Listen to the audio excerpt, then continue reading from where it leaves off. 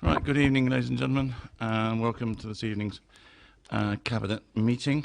There are, as always, a number of bits of housekeeping to go through. First of all, just to, some of which I seem to, oh, here they are, over there, lost. First of all, let's start with the fire regulations. Which are on this piece of paper. I knew they were somewhere. Actually, can I also start with an apology, which, as you can probably tell, I have no voice and a persistent cough, and therefore I shall try to get through the meeting, and I will try not to interrupt anybody too much with my coughing as we go. There are no fire alarms scheduled for this evening. Therefore, if the fire alarms sound, please evacuate the building immediately. The fire exits are located at the rear and side of this room. Get down the stairs and meet in War Memorial Car Park, or War Memorial Park rather, so that we can count you. Could you also please note that this meeting is being webcast, and therefore anything that is said during the course of the meeting will be recorded for posterity, and that includes those visiting speakers. They will have their contributions recorded as well. When it comes to mobile phones, could I ask you please all to have your mobile phones put onto silent or turned off, and if you happen to be sitting at a table, not to leave them on the table so that they vibrate instead, because that's just as annoying. Right, those are the bits of housekeeping that we need to go through to begin with. There are then some introductory items on the agenda, the first one being apologies for absence. We have no apologies for absence. My understanding of it is that Councillor Raphael is due to be here, having escaped from court, not literally, and will be here by 6:30. If he's not here by the time we start the first item, then we will have to exclude him from discussion of that item. Secondly, declarations of interest. I have no declarations. Does anybody else have any? Thank you, Leader. It's just on the paper that you're going to take first, the hotel paper. I think due to the nature of it and the nature of my job and involvement with some speakers, that I probably have to declare an interest and leave the room. I think that would probably be appropriate. So if you want to stay on until we get to that, then that is fine. A couple of other things in passing. Urgent matters, we have none referred to us, and then the minutes of the meeting of the 27th of September, which you've all had circulated to you within the papers. Any corrections, amendments to that? If not, we'll take those as agreed, and I will sign them during the course of the evening. Now, what I propose to do, as we have a number of visiting speakers, is to take item 8 first of all, so that much as you are very welcome to stay for the other items which are on the agenda, we will understand it if you choose to get up and leave as soon as item 8 has been concluded. And as Councillor Raphael is not here for the start of this session, I'm afraid, he'll have to stay with Councillor Reachers. She's gone. I was going to ask her to just keep him outside the room for the purpose, though he can probably sit in the back as long as he doesn't take part in the debate. It doesn't matter. Right, so this is a series of recommendations on the potential hotel development on Basing View. In this moment I'm going to ask the portfolio holder to introduce the paper before asking the speakers to come forward. And then you can come and join us. Always welcome to the party.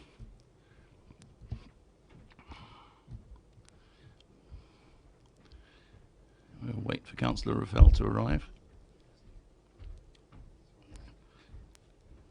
I trust the judge was suitably understanding.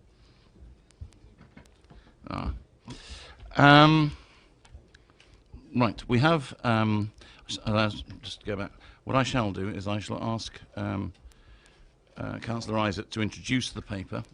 I shall then ask those who have notified us that they wish to speak this evening to come forward, starting, as I gather there's now a slight change in order, that Mr McPhail will begin, and then Mr Price will follow him, just so you're aware of the order in which we're going to go. And each speaker will have 2 minutes to put forward their points. I have to say that we've had a lot of representations on this subject. In fact, we've had 10 in all, copies of which we have here and have been circulated to all members of the Cabinet to read in advance of this evening. They have come, and I'll read them out just for the record, from the Apollo Hotel, from Audley's Wood Hotel, from Basingstoke and District Sports Trust, from Fisher-on Properties, from Hampshire Chamber of Commerce, from Holiday Inn, from Q Hotels, otherwise known as Hampshire Court Hotel, from the Red Lion Hotel, from Sandford Springs, and from Travel Lodge. So those representations we've all had and all read, and we shall take as being read for the purposes of this evening. Now, I would also draw everybody's attention to the fact that this paper has attached to it a significant number of pink pages, which means that those are confidential items. I need to point out that they are not confidential items because we are seeking to hide anything in terms of the decision-making process. It is purely that they relate to various aspects which are either company confidential to third-party companies, or contain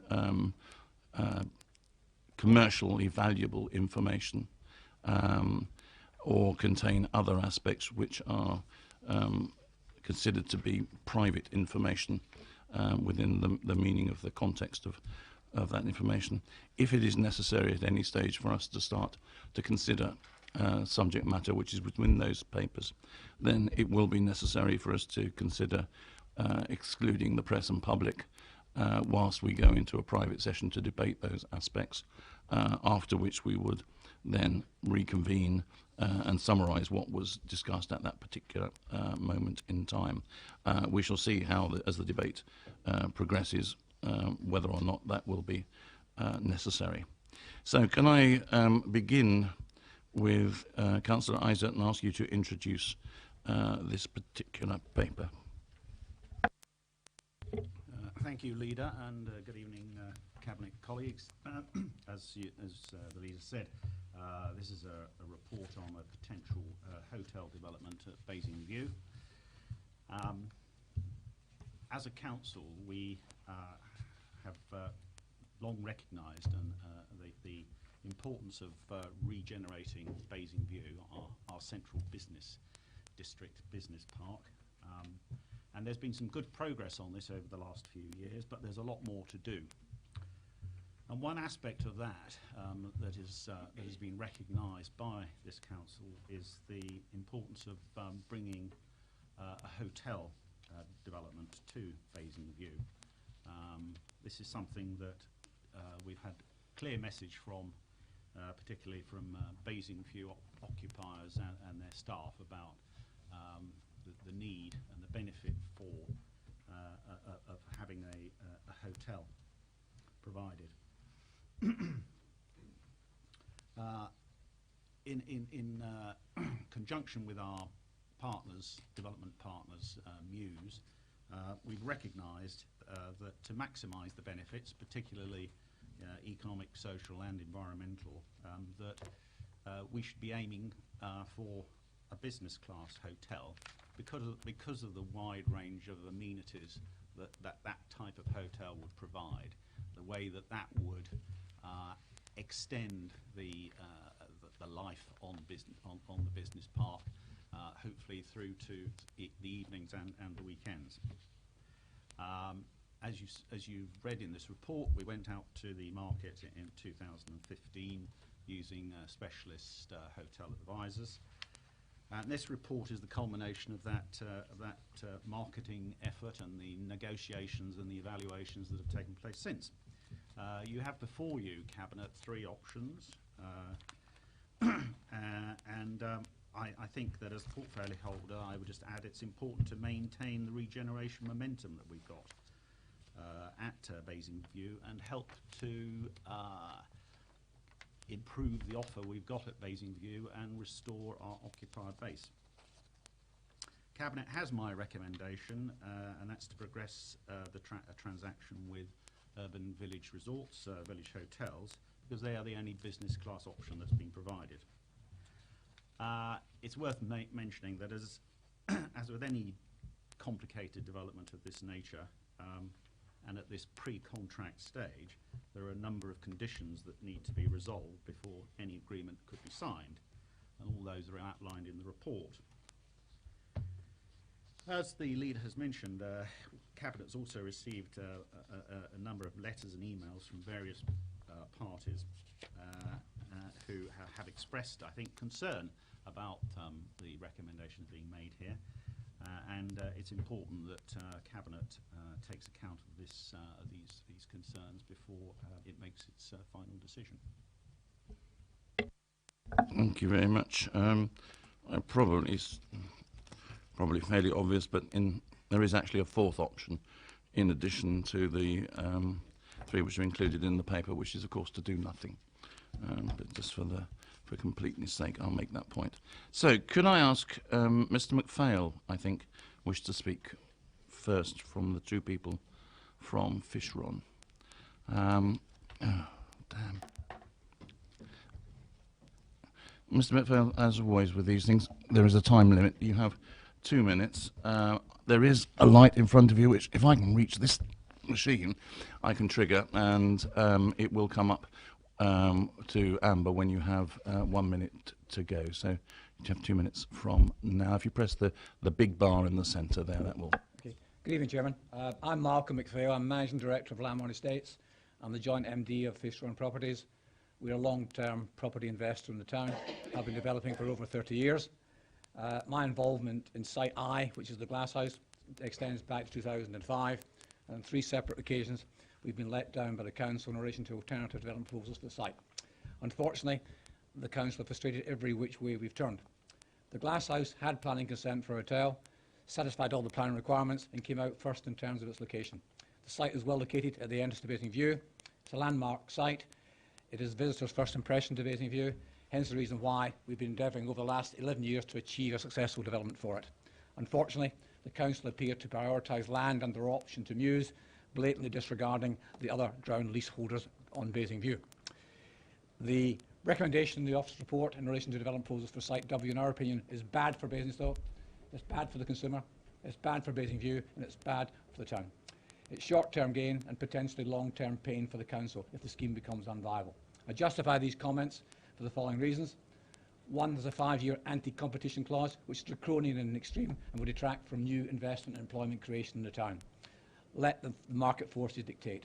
Cluster hotels are commonplace throughout the UK. 2, there's a big question mark over the Village Inn viability and their commitment. They have no board approval, are a US equity investor, a venture capitalist, and require UK and US board approval, which in the current Brexit world we live in is far from a formality. By their own admission, the site is marginal in viability terms. 3, the Village Inn scheme requires major capex from the council, and for that matter, the ratepayer, to cover enabling costs and Muse's foregone profit share. Also raises the question of whether they are actually achieving best value under section 123. 4, our proposal results in a 6-figure capital premium to the council, premier owner of FTSE 100 company. 5, the site's backland site, allocated for B1 employment, and that is what it should be developed for. 6, there's still major planning uncertainty regarding the site. The scheme will also have severe impact on the town centre. Could you bring your 7, remarks to a conclusion, please? if the Cabinet approved the officer's report tonight, the ramifications could be significant. We'd ask the Cabinet to reconsider the recommendation, remove the anti-competition clause, and enter into negotiations with Fishron and other hotel operators. Thanks for your consideration tonight, Chair. Thank you very much, Mr. McPhail. And next we have Mr. Robert Price, and after that it will be Mr. Hugler from Apollo Hotel.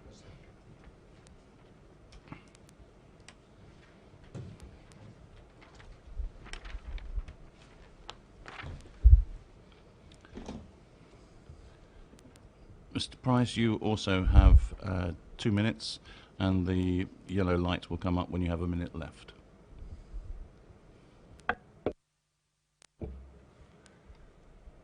Good evening. My name is Robert Price. I'm a director of TA Fisher and project director of Fisheron Properties Limited, who hold the head lease on Plot I, Basingview.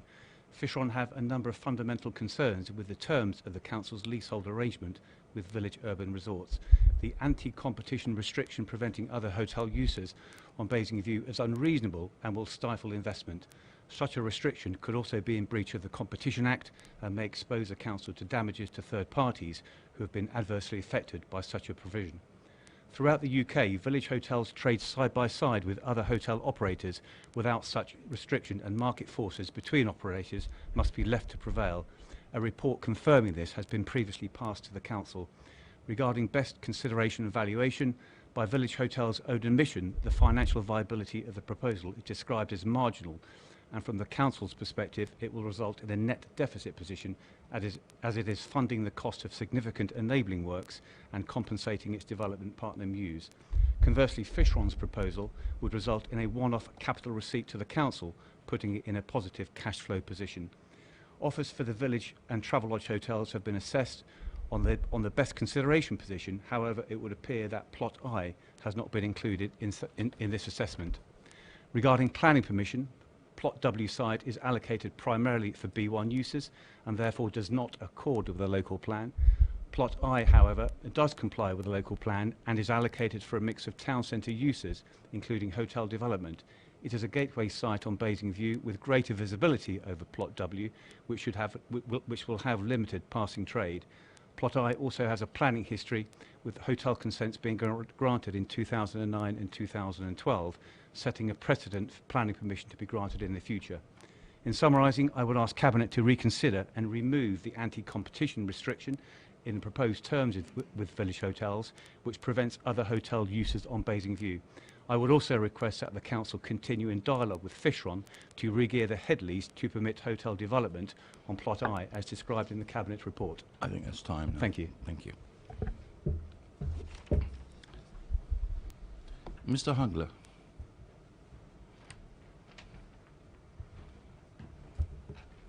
I hope I've pronounced that name correctly. Yeah, that's correct. Good. You have your 2 minutes, starting from now. Thank you, Mr. Chairman. Thank you very much for having me here today. I sent an email, and I don't want to cover the points in the email, but I would like to cover the fact that we are in the middle of a 2-year investment into our hotel, the Apollo Hotel Basingstoke.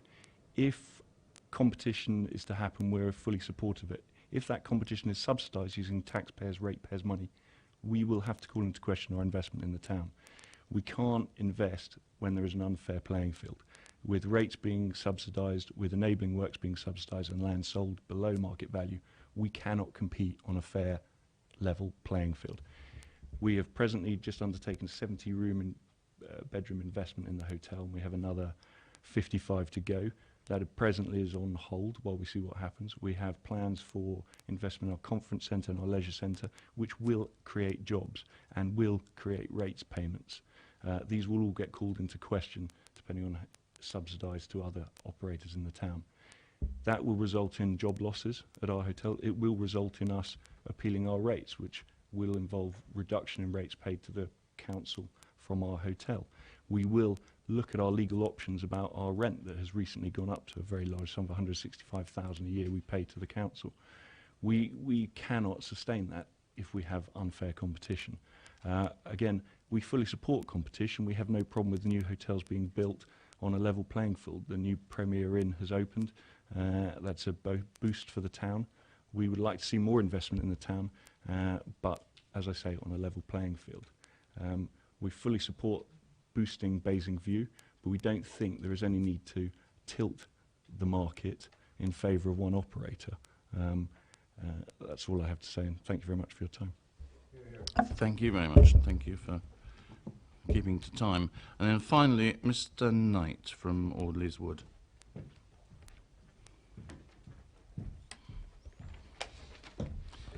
Good evening, Mr. Knight. Good evening. You have your 2 minutes as well, starting now. Good evening, everybody. I represent not only Aldi's Wood this evening, but as the chairman of the North Hampshire Hoteliers Association, following numerous meetings with the core of our committee, we bullet point our objections below. That there is not an unmet demand for conference space in the town. Our members would suggest that total average occupancy for the town's conference space is 60%. This would have been made clear had we been consulted. There's also an opinion that there's not an unmet demand for 3 or 4 star accommodation in the area, with 50% of the room stock currently occupying this bracket. However, there is a demand for budget hotel accommodation, which falls directly into the council's original plan for the area. The allowance of this scheme is contrary to the council's plan to deliver a sub-100 bedroom limited service hotel, and does not support existing businesses and will impact negatively on the sustainability of our businesses and employment numbers. The impact on the already marginal scope for full service hotels, especially with the extensive leisure facilities, has been overlooked, and this has the potential to impact long-term investment by all hotel companies and independents. This also may lead to closures and ultimately job losses. The unfair advantage given to the huge overseas investor by reducing their business rates for 5 years with a potential for 100% relief. The also unfair advantage given to this investor by effectively donating upwards of 500k for enabling works. The 5-year exclusivity deal to this investor inhibits competition and allows VUH unfair competitive advantage and reduces rate income to the council. The impact on the already extremely challenging recruitment market for hotels and leisure facilities in the area will be dramatic.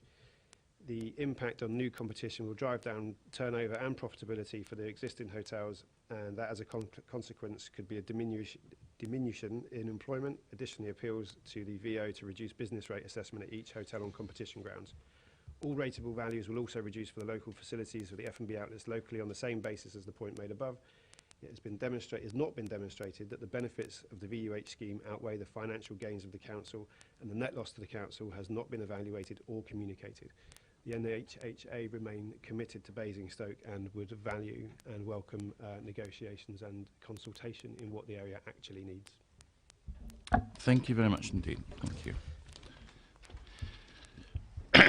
Right. The next stage is that I shall ask Councillor Isaac to respond to those points that have been made. I note he's been taking copious notes, so I hope he's able to summarise them as best he can. And then I shall ask, following that, I shall ask members of the Cabinet if they have any questions that they would like to have responses to before we move into debate. So, Councillor Isaac, would you like first of all to respond to the points that have been made so far? Thank you, Leader. Thank you to the speakers tonight.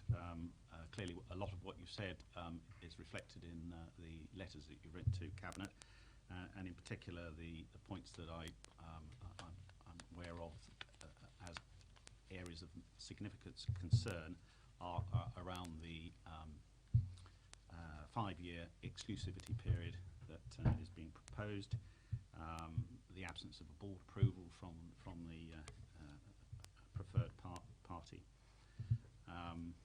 the impact potentially on your businesses and your ability to invest further in them, and the feeling that in this proposal that this council is looking to subsidise the preferred party and give them an unfair advantage. If I can start by saying that the regeneration of Basingview is a key corporate priority and vital to the long-term prosperity of Basingstoke. We have a 15-year development agreement with Muse to deliver transformational change to our central business district. As I commented previously, there's been good progress in that, particularly with the arrival of the Network Rail regional headquarters and John Lewis and Waitrose, which is now successfully trading. We've also attracted the first speculative office building in Basingstoke for 15 years. The Florence building will open in 2018/19 with a 60,000 square foot Grade A office building. As I said in my opening remarks, we've had a long-held aspiration for a business class hotel at Basingview. This forms part of the 2014 annual business plan for Basingview. We undertook, as I said, a marketing campaign in 2015, and as the main report sets out, 2 offers were received at that point that were viable and deliverable. One was from VUR and the other from Travelodge. Over the following months, both Travelodge and the VUR proposals were developed in relation to Plot W. Subsequently, an offer was received from Fishron on the Glasshouse site. Local occupiers on Basingview are currently considering a business improvement district and tell us that a business class hotel would actively support their businesses. In fact, I think they're clamouring for a business class hotel on Basingview. So what is a business class hotel? It is a hotel that provides good quality hotel accommodation, public bar, lounge, restaurant, conferencing, event space, plus significant leisure, gym, health, fitness and spa facilities. We know from our discussions with occupiers on Basingview that the opportunity for international executives to stay locally, plus their staff, at Basingview is high on their list of priorities. But a hotel on Basingview would be much more than that. It will add life to the whole business park and extend nighttime and weekend use and activity on the business park. We've also indicated in our business plans that there's an opportunity for residential at Basingview in due course. Our aim is to create a town centre business district that has a vibrancy, has interest and opportunity after the offices close, and in short adds to the Basingstoke offer. We're fully aware, however, that there are a number of business class hotels in Basingstoke, and we've heard from some of their representatives tonight. Although it is a fact that none of these are town centre based. They also have comments about the council funding of the development of the new hotel. We're clear that we aspire to a business class hotel on Basingview. Our development partners went to the market, and although there were several operators who would open a hotel if the council underwrote the business, only 2 operators at that point, Village Hotel and Travelodge, offered a proposal on leasehold terms. Travelodge is a budget brand, and we have a Travelodge in Winchester Road. Clearly, Travelodge are of the view that there is a market in Basingstoke to enable them to expand. As set out in the report, during the negotiation, the Travelodge offer was increased from 86 to 125 rooms. There would be a one-off capital payment to the council via development undertaken by a development partner Muse if this deal were pursued. Village Hotels is a business class brand and offers 153 rooms. It is proposed to grant a 250-year lease from which there would be a one-off capital payment. In terms of the financial analysis of the 3 options, this has been carried out to identify the financial costs and benefits of each alternative. Each option delivers a different type of hotel, and the financial implications of each option are therefore not directly comparable. Included in the financial analysis of the Village and Travelodge schemes are costly enabling works which are required in order to make the site suitable for development. A grant application has been made to the local enterprise partner to assist with these costs, and if successful, this will reduce the cost to the council. In addition, there's been an independent valuation report which has been produced on the land disposal schemes offered by Village and Travelodge as required by statute. This provides independent assurance that whilst a hotel development does not maximise the potential value of the site, which currently rests with car parking use, if it is the council objective to deliver a hotel at this location, which it is, then the Village proposal provides best value.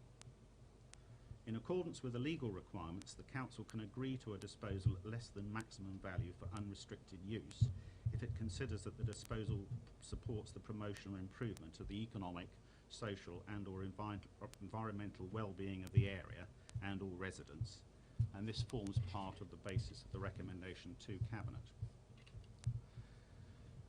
It is therefore important that Cabinet considers whether the economic benefits of the Village scheme are sufficient to justify the scheme above the other alternatives. I want to be clear that the council is not subsidising the building of this hotel. Basingview has a challenging, abnormal topography with made-up ground and significant differences in level, and this is what has already made third-party investment in development difficult and depresses plot values. Therefore, just as the council has invested in landscaping and infrastructure, just as we are undertaking remedial works to the site that will house the Florence office building, the council needs to fund the infrastructure works to plot W to enable its development. If the hotel deal does not proceed, then the enabling works are complete for the next investment. This is not subsidising the hotel deal. This is a council, as landowner, taking practical steps to prepare land to enable development. The scale and cost of these works differ and are more significant with the village proposal due to the larger site required. As the report sets out, a LEP bid has been made, but if this is unsuccessful, the council would have to bear the cost of this work. Of course, I must point out that these are estimated costs and will be subject to a full cost plan. If Cabinet is minded to progress with the village proposal, the site must be released from the development agreement with Muse, and I'm pleased to report that we're making good progress in that respect. However, that would be the subject of a further report to Cabinet. As we've heard tonight, and we've received the letters, we have a number of concerns expressed by hotel operators. We've also heard from the Hampshire Chamber of Commerce and the North Hampshire Hoteliers Association. Concerns centre on the impact on the existing hotels, and I would refer Cabinet members to Appendix 8. Hotel advisors Christie's indicate the national trend for provincial hotels is positive, but funding such opportunities is challenging outside obvious locations such as Oxford and Bath. This brings me to the exclusivity provision, which has again been raised tonight. We've taken advice on this, and the advice indicates that if the geography of the hotel market in Basingstoke as a whole is considered, and remember the exclusivity applies just to Basingview, there are other competitive constraints in operation, so it is unlikely that this exclusivity is in breach of the Competition Act. In short, there are plenty of hotels in the borough that would compete for the same market, but I would concede tonight that the exclusivity provision is something that is not desirable and that we have negotiated hard to remove. And in fact, at one point, that exclusivity period was for a lot longer period. Reference has also been made tonight to the rates holiday. The fact is that it's the government that has decided to award Basingview enterprise zone status. Any new business moving to Basingview will benefit from the new enterprise zone, and that's up to a maximum of £55,000 per annum for 5 years in terms of rates relief.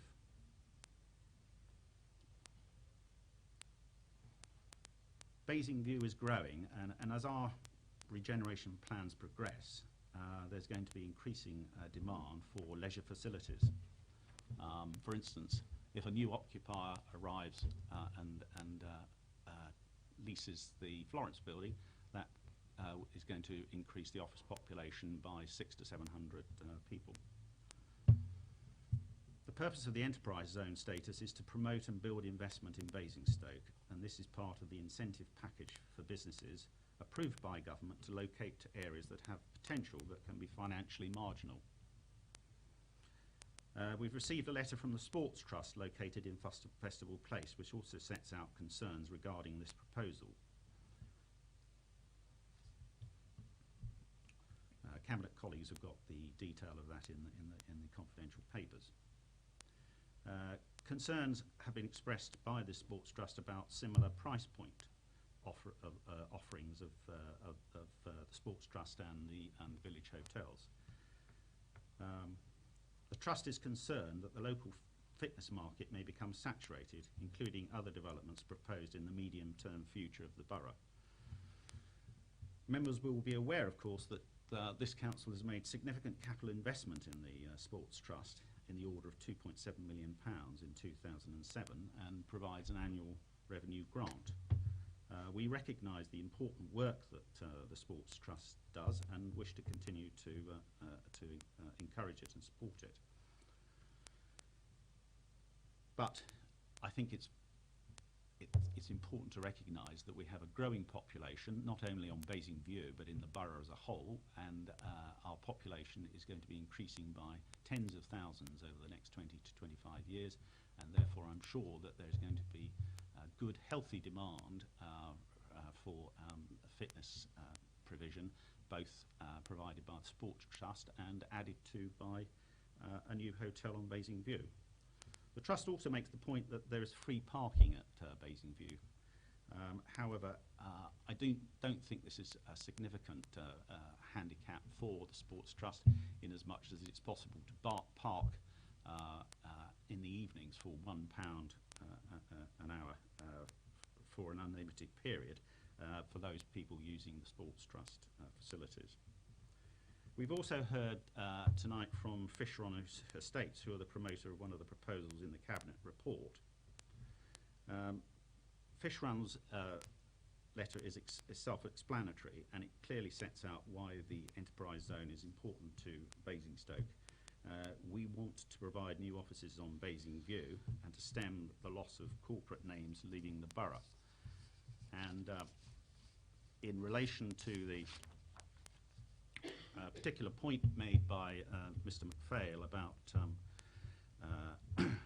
the exclusivity period, I would point out that it is restricted to Basingview. It's not town-wide or borough-wide, and also it's something that, particularly in relation to business parks, this concession has been granted to village hotels, particularly in Farnborough and Aberdeen. But as I said earlier, it's something that we've fought against. Mr. McPhail also made a point about the lack of board approval. We are confident that that board approval will be obtained, but again, that's something that does need to be resolved in due course. But we have assurances from village hotels that it will be provided. He also made reference to the covenant of the business, but I would point out that they have, I think, 28 hotels already across the UK.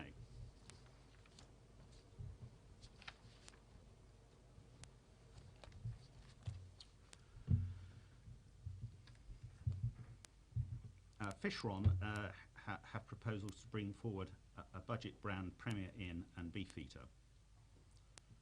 We have two of these already in Basingstoke, one on the Leisure Park and one developed by Fishron themselves on Victoria Street. The proposal for the Glasshouse site would produce a capital receipt to the council, and as they've said, there would be no enabling works to undertake at this site. However, I think the point is that the Glasshouse site is a prime gateway site on Basingview, and one that we feel is most suitable for office and showroom use. This is something that is clear from the use that has been granted for the site. Any flexibility is dependent upon an agreement between us and Fishron. So to conclude, it is important that we as Cabinet weigh these financial issues, the views expressed by those who have written in and spoken tonight, against the social and economic and environmental benefits of a business class hotel on Basingview to complement those already in our borough. We are clear, and this has been public policy for some time, that we aspire to a business class hotel on Basingview. Our development partners went to the market, and although there are several operators who would open a hotel if the council underwrote the businesses, only two operators, Village Hotel and Travelodge, offered a proposal on leasehold terms. Fishron subsequently came forward with a Premier Inn and Beefeater.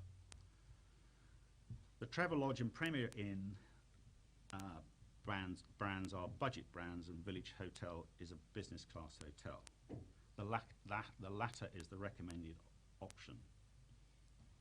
It's going to offer 153 rooms on the basis of a 250-year lease being granted to that company for a one-off capital payment.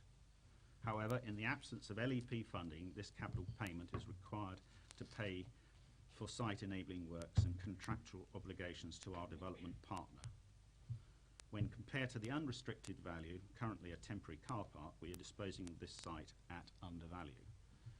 Cabinet members should consider whether the 24/7 economy the hotel will bring to Basingview, with food and beverage amenities and the leisure, the 100 jobs to boost the regeneration and the boost to the regeneration of Basingview, provide sufficient social and economic benefit to outweigh that financial position and the concerns raised by speakers here tonight.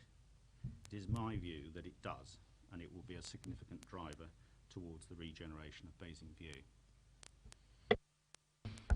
Thank you, Councillor Isaac.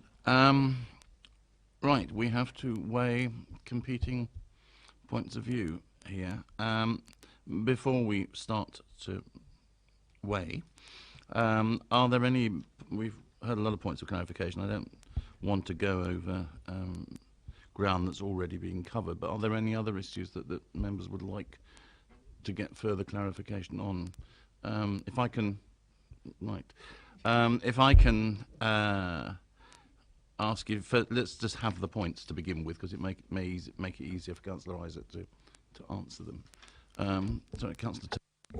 Yeah, I certainly would like to have some clarification discussion around the exclusivity agreement, why, where and how, and what the positioning of that is. Councillor Mrs Reid. Deputy Leader, sorry. Thank you, Leader. I think I'd like some further reassurance from the Cabinet member in terms of the potential impact on the sports centre. As Councillor Isaac said, we've had the letter. They're not here tonight to speak, but I would really like to hear his views on that. And Councillor Bell? Thank you very much, Leader. Really, I wanted to explore some of the details, and I suspect we'll have to go into the pink papers so that we can fully understand, in the broadest terms, including the financial ones, a discussion about best value. Okay. I think it's going to be virtually impossible to discuss best value without looking at the detail of it. I think probably the exclusivity point has been fairly well done to death by now, but no doubt you can raise those points subsequently. Therefore, ladies and gentlemen, I'm afraid we're going to have to go through the procedure which enables us to discuss items which are on the pink papers. And this is something of, as you would imagine, a convoluted process. But firstly, what I'm going to ask members to do is to agree a motion to take us into a closed session. Then we will turn off the webcast and ask you if you wouldn't mind waiting outside for a short while. We'll have our discussions and then invite you back in there, and we can let you know in outline terms at least the outcome of those discussions before we move into debate ourselves. So, members, I have to ask you to pass the following motion, and I need to read it. That pursuant to section 100 brackets A brackets 4 of the Local Government Act of 1972, the public be excluded from the remainder of the meeting on the ground that the public interest is in maintaining the exemption outweighs the public interest in disclosing it, and therefore that exempt information is likely to be disclosed as defined in the appropriate paragraph of section 12A of the Act. Now, it says here in that motion for the remainder of the meeting.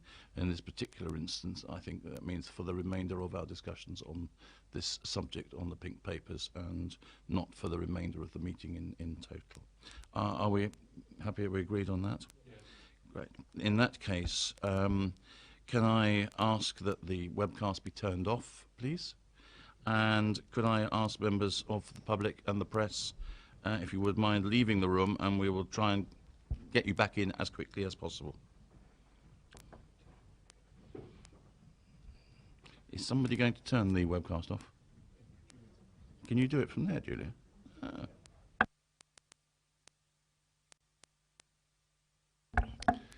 So this session,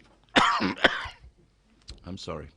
We are now back in open session. The webcast is now functioning, so there is a public record as we go forward. Just to remind members, therefore, that no further discussion should take place referring to items which are included in the pink papers. We had, when we adjourned, 3 issues for discussion, that of exclusivity, the impact on the sports centre, and of best value. To try and summarise the outcome of those discussions without going into the detail of the points that were raised, can I ask each of you who asked the questions just to summarise the position for the benefit of those watching so they understand what we were talking about. So, Councillor Tate, first of all, on exclusivity. Thank you, Leader. Yeah, following the discussion we've had on the issue of 5-year exclusivity, I'm certainly more comforted that the advice and how it's been interpreted and what has been done gives me the comfort that it's okay to put it within the context of this discussion, and that I'm happy that the way forward with this can include a further discussion as we go along between the officers, VUR and the portfolio holder to review continually, but also to see if there are any other mitigations that might be made in the future with this. But otherwise, yeah, I'm comfortable with the answer that I've been given. Okay, thank you. Deputy Leader on the Sports Centre. Thank you, Leader. Well, it's clear, obviously, that there has been concerns on any potential impact, but I think I'm comforted that we do have time to discuss with the sports centre what potential impact there may be on them, and we also have time to work with them not only on that, but on any potential mitigations also as we move forward on this, so that we can try to give them some reassurance and some assistance. Finally, Councillor Bound, on the financial calculations, best value. Thank you, Leader. Following on from our conversations about the interpretation of the regulations around best consideration and valuations that have been included in the pink papers, I'm very satisfied that we've taken everything into account, both financially and in the conversations that we've had in private. Councillor Rafael, did you have anything you wanted to add on those points? We've discussed the issue thoroughly. And finally, Councillor Isaac, on those specific issues, any additional points you wanted to make, or were you happy with the content of the discussion? No, I think it's been useful to take officers' further advice on the points raised by Cabinet colleagues, and I think that we've thoroughly examined those particular issues, and so we can make an informed judgment on this recommendation. Right, thank you then, members. It is now open for debate for you to, as you were invited to do by Councillor Isaac, to weigh the pros and cons. Councillor Tate. Thank you, Leader.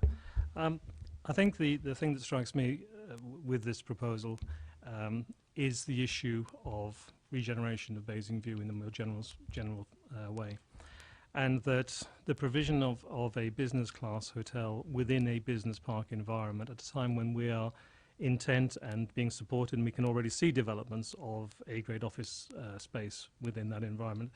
I find it really, really compelling that we should be encouraging that such a development, and it should take place, because the economic developments I know have been taken account of, that there are a certain number of jobs within the potential site itself, and that's fine, but it is the number of jobs that get created by the increasing development of the site itself on top of what's employed within the hotel complex that give me cause for approval, because fundamentally the whole estate area is in need of growth. It's in need of positive growth at a high value, and I think it's a really important issue that we have such a hotel close within the proximity of that development area. Thank you very much. Councillor Band? just really as a comment, leader, as somebody who visited the village at Farnborough to have a look at its contribution it made to Farnborough Business Park. I think there's something to be said for the right hotel in the right place to set the scene as far as Basingview is concerned. And I think it's therefore very important, if I was to look at the recommendations here, that we take into account a very balanced view about what the implications were or could be on other things.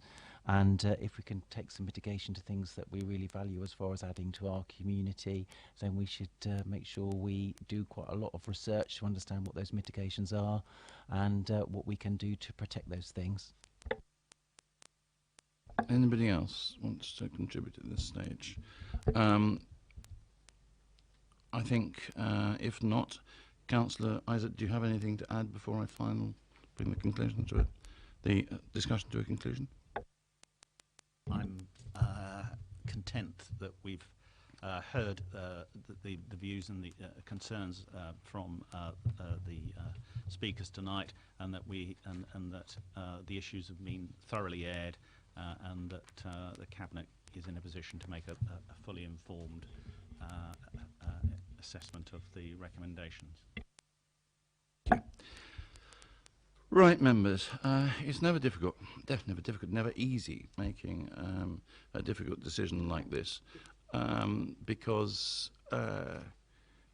it isn't as if we are taking sides. Our sole interest has to be in the overall improvement of Basingstoke as a place to do business, and to encourage people to bring their companies to Basingstoke to do that business. And this is a potentially another brick in building that attractiveness of us as a commercial centre for the future. I think it is sensible that we do recognise that have been put forward some very heartfelt concerns by those already involved in this particular industry. But I think the point was made at some stage that we are a growth town. We are a significant growth town. We are a town that is going to be adding on a population the size of Salisbury within the next 10 to 11, 12, 15 years. Therefore, there is an ever-increasing demand from the people who will come to live here, quite apart from the businesses that will bring people into work here on a daily basis. And that the potential to meet or to fill up the latent demand that is here is quite significant. It's a delicate balance, obviously, but we have to look to the future and how we can build things significantly for that future. And that's what this proposal is in front of us tonight. So we have a number of decisions to make. First of all, whether to give approval to the disposal of Plot W to Village Hotels by way of a long lease. Secondly, to delegate authority to the Executive Director of the Borough Development and the Executive Director of Finance and Resources, in consultation with the Head of Law, Governance, Portfolio Holder for Property and Development, and almost everybody else you can think of, to conclude the transaction on that basis. And then for us to agree to the disposal being at an undervalue for the purposes of Section 123, given the overall economic, environmental and social benefits to the borough and residents, and the positive impact of the scheme, which is the point that we were raising in debate earlier on. And if we agree those points, then we are will be required to make a recommendation to full council to agree the release of the capital budget, subject to the agreement of terms with the partner. And I think we might just put a modification into where we have set out at the top here to approve the disposal by way of a long leasehold interest as set out in the heads of terms included in the confidential appendix 6 of the report, that the point was made very much on the exclusivity, that we would like there to be further discussion with Village Hotels on that aspect because it is of concern in terms of either the period or the starting point or whatever, and that there is more work to be done there, but that will be delegated to that long list of people that I read out earlier on. So that's what we're being asked to agree. Can I ask, and I'm assuming that this comes as a package, so we don't get to agree each individual bit. All those who are in favour of agreeing this? In which case, that is agreed. Thank you very much. And thank you all to those who participated in the debate or came to see it this evening. We're now going to move on to our other bits of the agenda. As I say, you're more than welcome to stay, but we will understand if you don't wish to. For members, we're back to item 5, a community investment framework. Councillor Bound, would you like to introduce this? Thank you very much, Leader. This is a piece of work, really, that absolutely as a purpose sets out to really prompt, guide, looking at testing the activities that both ourselves and our external partners are doing to sort of really help coordinate the work that's being done as far as community investments within the borough. And by investment, I absolutely mean as far as resources, time and actions. As far as where does this piece of work come from, it very much comes from some of the local work that's being done by communities as far as their community planning work and neighbourhood plans, and very much as far as the engagement that we've had to develop this framework. We've been working very closely with our external partners, with ward members through a members advisory panel, and certainly if I was to look at some of the feedback that we've had, as far as partner organisations, we've held a couple of briefings with them, including some of the different parts of the Hampshire County Council organisation, and absolutely we've got an overwhelming positive response as far as having something which is evidence-based that helps us understand what needs we have and therefore what priorities we need to have when it comes to the work that is taking place. And therefore that delivery looks at delivering where there is need rather than potentially maybe in the past, may I suggest, it may have been who shouted loudest. And then very much look at sort of next steps where we look at promoting it internally. So if there are things that we need to look at as far as needs and how we prioritise what we're doing, we've got a framework in place.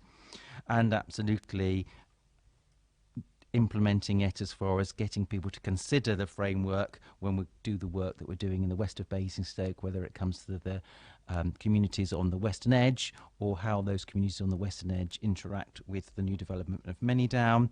And just thinking about some of the feedback that we got from the CEP committee, that they were very pleased to hear that it was informed by the community planning work that had been going on, that ward members had been involved in its creation, and that they endorsed the work by going through some very practical examples with the west of Basingstoke to fundamentally, like all frameworks should be, common sense checks to make sure they came up with something that seemed like the right answer once you'd done all the work as far as principles, criteria, etc., etc.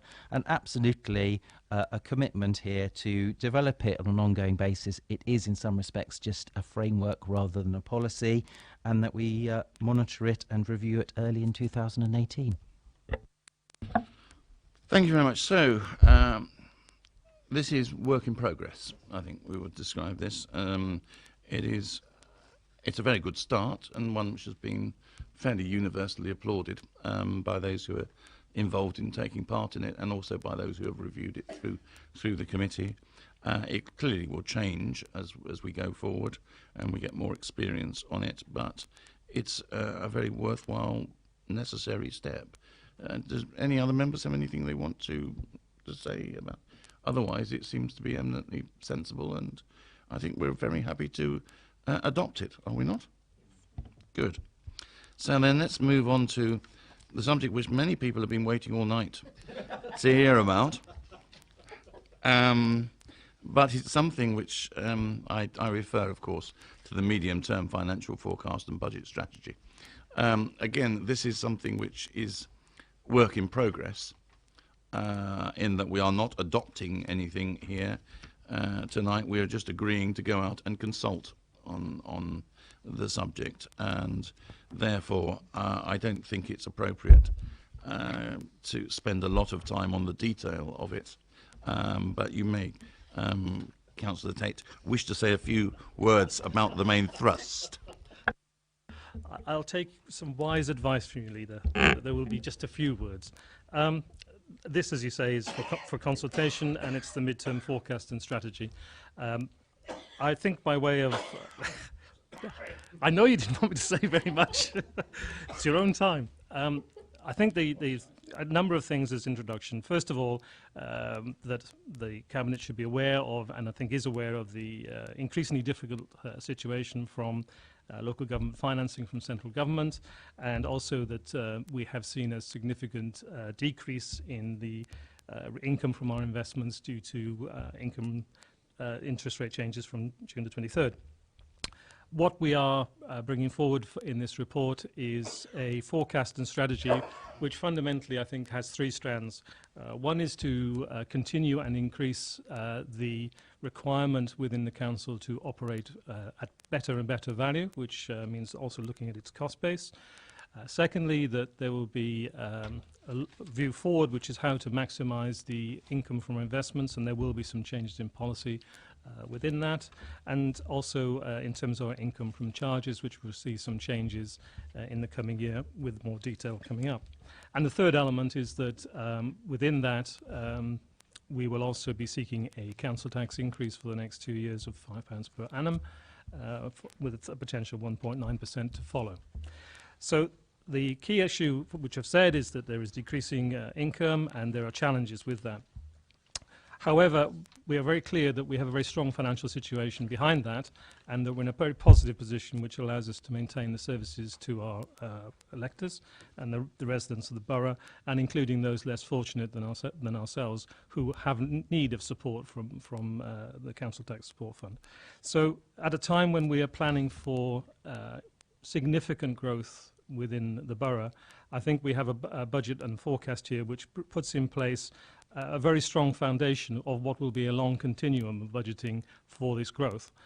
So I recommend that we put this through to consultation. There will be a members panel on the fees and charges coming up shortly, and obviously we'll take account of any input as it goes along from that.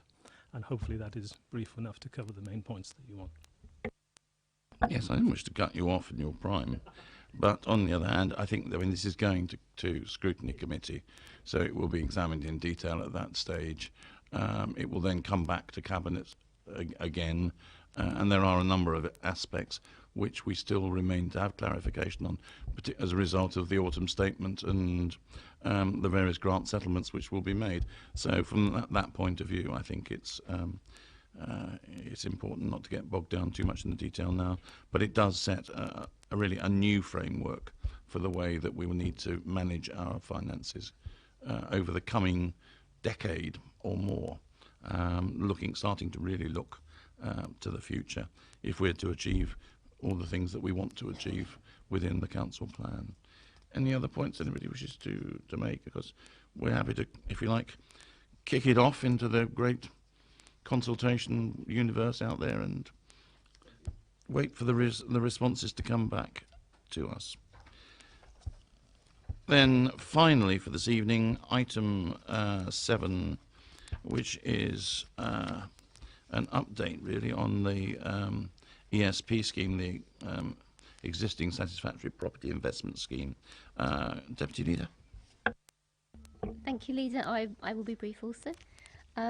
We took the decision last December to have a two-stage approach to the ESPs. So we had the first stage, which was a particular investment, and we are now triggering the second stage, which is to move forward with an investment of 80,000 per unit, and that should enable us to, with the money that we've put aside, that should enable us to purchase a further 12 properties on top of the 23 that we already have.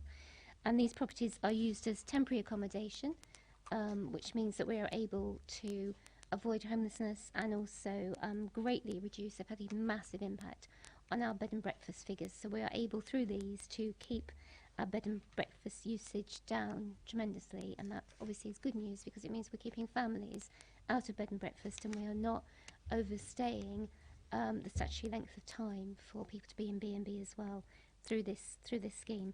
And I would just also like to thank very much Sentinel, who have kept faith with us, with whom we have great partnership. This is another example of the very good working relationship we have with them. For they will purchase the properties, we invest 80,000, and then we will get complete benefit of that at the end, as well as having for 10 years these properties available as temporary accommodation. So I would recommend the report to colleagues.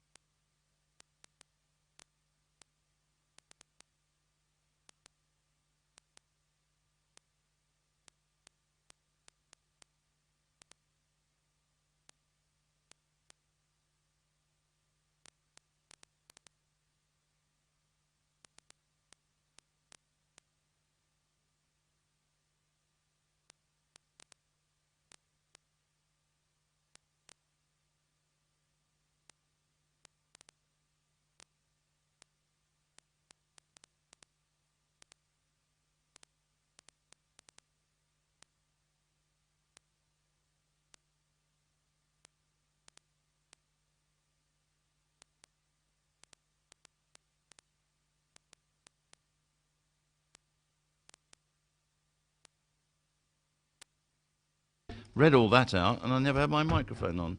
So anyway, just to note the fact that I read through the decision notice for clarity's sake, and we've agreed it. Thank you.